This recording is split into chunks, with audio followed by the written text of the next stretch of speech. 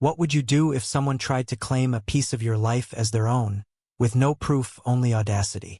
In the quiet suburb of Willow Creek, where maple trees whispered secrets and neighbors waved over picket fences, a single stone bench became the spark of a feud that would unravel lives. This isn't just a story about a bench, it's about pride, greed, and the bitter cost of obsession. The bench sat in our front yard, a weathered slab of granite carved with delicate ivy patterns, a gift from my late grandfather to my mother, Clara. It wasn't just stone. It was memory, etched with his love. A place where Mom would sit every evening, sipping chamomile tea, watching the sunset paint the sky in hues of peach and lavender. I'm Lily, and that bench was my anchor, a reminder of Grandpa's stories about resilience and kindness. But to Karen Whitmore, our new neighbor, it was something else entirely a trophy to claim. Karen moved into the house across the street in spring, her pristine SUV gleaming, her lawn manicured to perfection.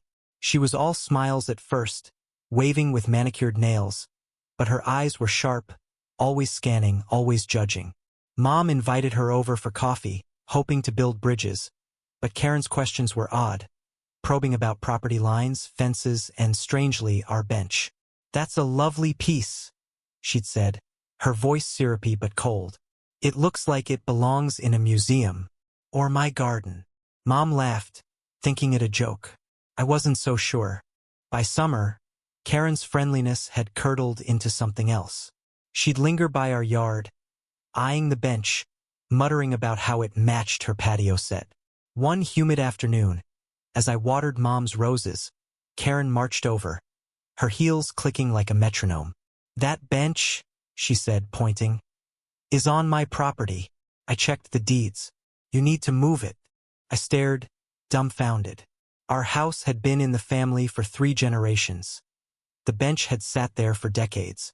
"You're mistaken," I said, keeping my voice steady. Karen's lips curled. "We'll see about that."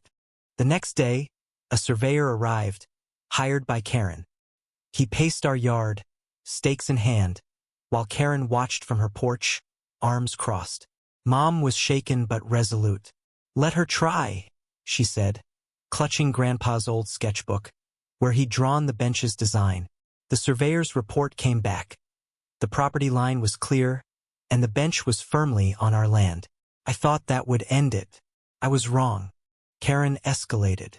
She filed a formal complaint with the city, claiming the bench was a public nuisance and encroached on her property. She posted on the neighborhood app, painting herself as a victim, calling us greedy hoarders of a communal asset. Neighbors, once friendly, began to whisper. Some believed her. Others just wanted peace. Then came the legal notice. Karen was suing us for ownership of the bench, citing adverse possession, and demanding we either surrender it or pay her its estimated value of $10,000. The audacity was staggering. Mom hired a lawyer, Mr. Delgado, a soft-spoken man with a steel-trap mind. He warned us this could get ugly. "She's banking on you settling to avoid the hassle," he said. But Mom wouldn't budge. "That bench is my father's legacy," she said, her voice trembling. "She can't have it." I admired her strength, but I saw the toll it took: sleepless nights, her hands shaking as she poured tea. I felt helpless, a college student with no money to contribute, only anger and a growing dread. The case dragged on for months, each court date a fresh wound. Karen was relentless, her lawyer spinning tales of her emotional distress over the bench's misplacement. She even produced a forged receipt, claiming she'd bought an identical bench years ago, stolen by us. Mr. Delgado dismantled her lies with precision, presenting Grandpa's sketches, photos of the bench from family albums, and even a letter from the stonemason who'd carved it. The judge, a stern woman named Judge Harrow, seemed unimpressed by Karen's theatrics.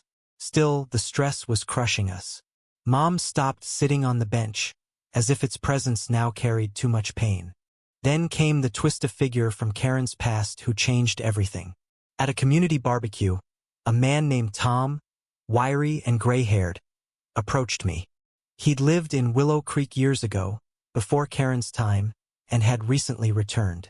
"I heard about your bench," he said, his voice low. Karen pulled something similar with my family. He recounted how Karen, then a real estate agent, had bullied his elderly mother into selling a family heirloom vintage fountain for a pittance, claiming it devalued her property. Tom had proof. Emails, photos, even a recorded voicemail where Karen threatened legal action. She's a predator, he said. She preys on sentimentality. Tom's evidence was a godsend. Mr. Delgado used it to paint a pattern of Karen's behavior, arguing she wasn't just mistaken but maliciously targeting us. The courtroom buzzed as Tom testified, his voice steady but laced with old anger. Karen's composure cracked. Her eyes darted. Her hands fidgeted. The judge noticed. When Mom took the stand, she spoke not of property lines but of love off Grandpa's hands carving the bench, of evenings spent sharing stories. Her voice broke, and I saw jurors wipe their eyes. I held my breath, praying justice wasn't blind. The verdict came on a crisp autumn day. Judge Harrow ruled in our favor. The bench was ours, indisputably. But the real blow to Karen was the countersuit Mr. Delgado had filed. Karen's forged receipt and false claims constituted fraud and defamation. The judge ordered her to pay $110,000 in damages, $10,000 for our legal fees, $50,000 for emotional distress, and $50,000 in punitive damages to deter her egregious conduct. The courtroom was silent as Karen's face drained of color. She'd gambled and lost everything. I thought victory would feel sweet, but it didn't. Mom sat on the bench that evening, her tea cold in her hands, staring at the horizon. I just wanted peace, she whispered.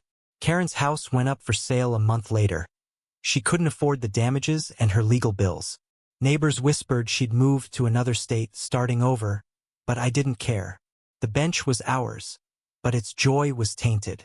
Every time I passed it, I saw not Grandpa's love but Karen's greed, the months of fear, the fracture in our quiet life.